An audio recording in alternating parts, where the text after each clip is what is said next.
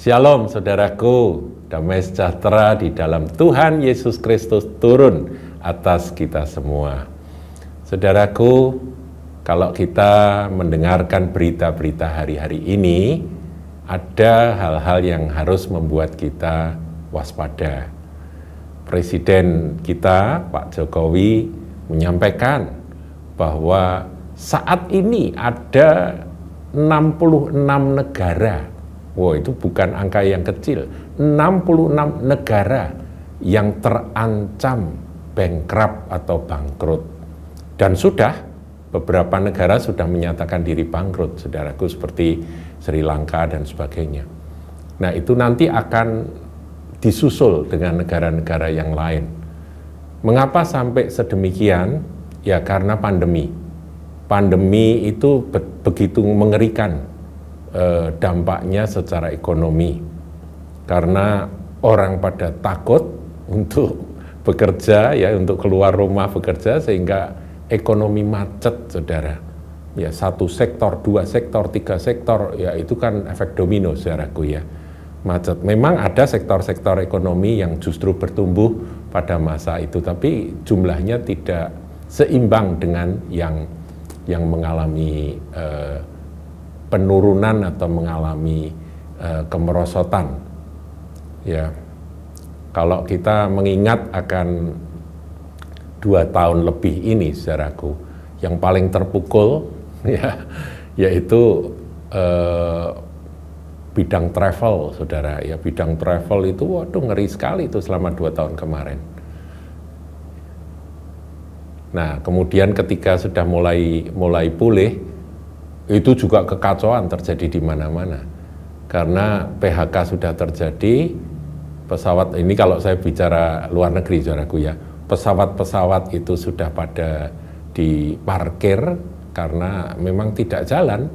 Kemudian permintaan tiba-tiba melonjak, ya, karena orang-orang sudah pada istilahnya sudah nggak betah gitu, ya, sudah bertahun-tahun tidak bepergian, mereka yang punya kepentingan, mereka melaksanakan apa yang sudah direncanakan. Nah, akibatnya kacau balau, saudaraku.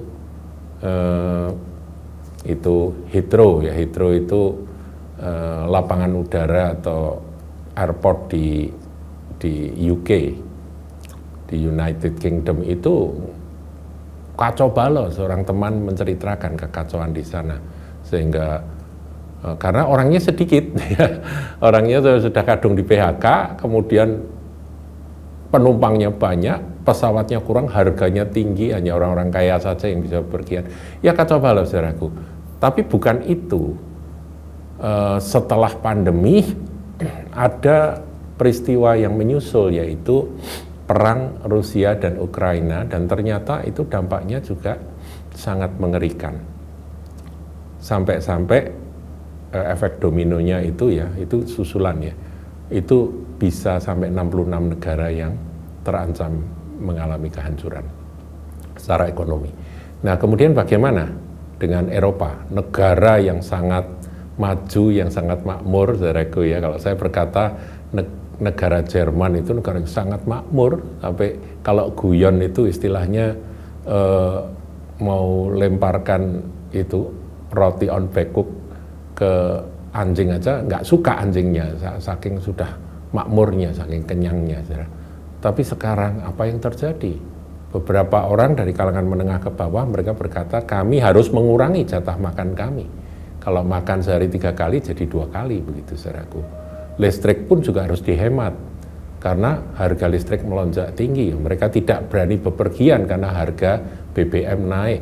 Itu di Jerman, saudara, negara yang paling makmur. Dan menjelang musim dingin ini, apa yang akan terjadi mereka juga masih bingung. Karena pasokan gas yang dari Rusia itu dihambat, saudaraku, diputus. Belum lagi harga gandum, saudaraku, ya, karena Rusia dan Ukraina itu kan gudang gandum, saudara, penghasil gandum. Nah, itu ekspornya terhenti, sehingga harga gandum bisa melonjak naik. Indonesia aja yang sudah biasa makan supermie pada mulai mikir. Kemarin saya pergi ke toko dan ya ke supermarket dan beli supermie sudah naik, saudaraku ya.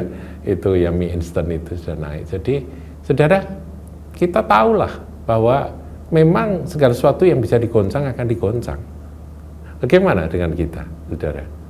Yang paling menakutkan, ya tanda kutip menakutkan, Pak Jokowi, ya presiden yang sempat dinyatakan sebagai kepala negara terbaik di dunia, ya saudara, karena beliau memang dipakai Tuhan, diurapi Tuhan untuk bisa mengatur, melewati masa pandemi dan tetap mempertahankan ekonomi selama 2 tahun masa sulit ini.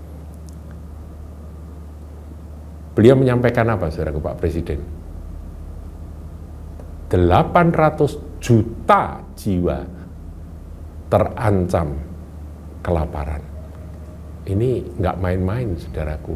800 juta loh jiwa di dunia, saudara. Bagaimana dengan Indonesia? Dia berkata bahwa Indonesia saat ini swasembada berasnya sudah berhasil selama 2 tahun. Ya kita bersyukur, saudaraku, nggak sampai kelaparan itu terjadi di Indonesia. Tetapi ini semua adalah satu indikator ya, bahwa kegoncangan itu pasti terjadi. Pasti terjadi. Jadi ekonomi tidak menjadi lebih mudah, meskipun kalau Tuhan mau memberkati, ya kesulitan bisa menjadi kesempatan. Ya, kesempitan bisa menjadi kesempatan. Jadi saudara nggak usah terlalu cemas, kita menyerahkan diri kepada Tuhan dan kita minta hikmat untuk tetap bekerja dengan baik, tekun, dan memperdulikan akan orang-orang di sekeliling kita. Haleluya. Saya bacakan, saudaraku, ayat firman mengenai hal kekhawatiran. Ingat ya, Pak Jokowi lagi, yaitu dia katakan apa? Bahwa dia mendengar dari informasi bahwa tahun 22 ini sulit, tetapi 2023 gelap. Gelapnya seperti apa? Kita nggak tahu. Ya semuanya kembali kepada Tuhan, karena memang di akhir zaman segala sesuatu yang bisa digoncang akan digoncang.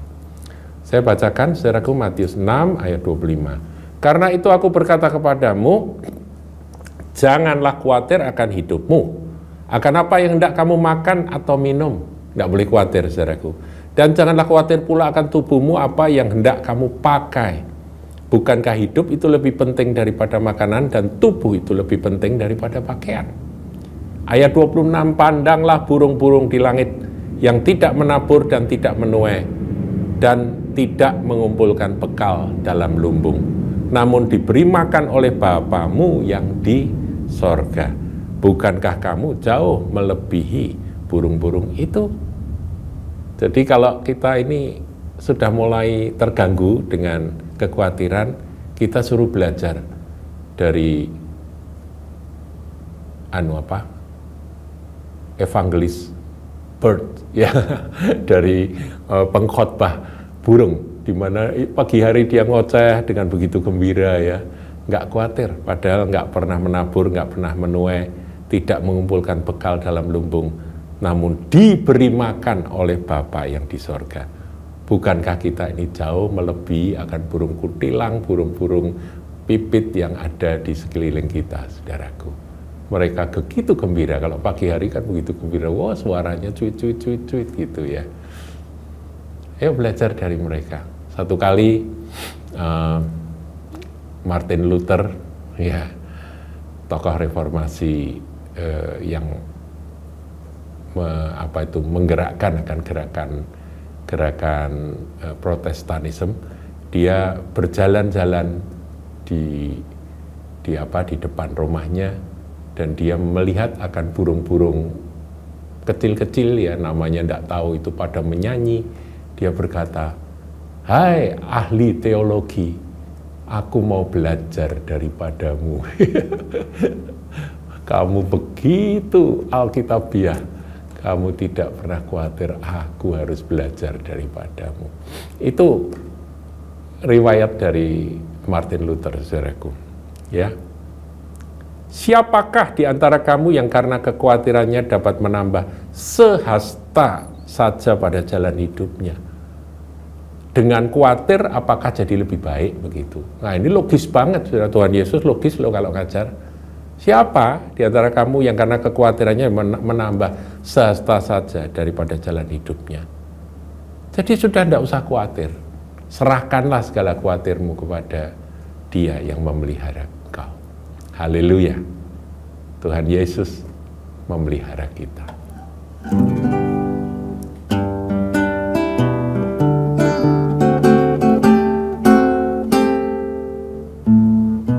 Jangan kamu khawatir, burung di udara Dia pelihara.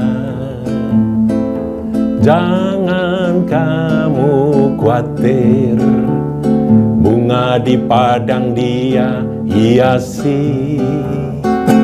Jangan kamu khawatir, apa yang kau makan, minum, pakai.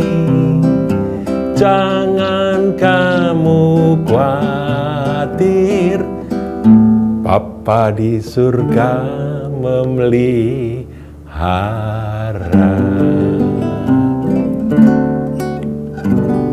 Kita punya Bapa di surga yang mengasihi kita, yang memperdulikan dan memperhatikan hidup kita.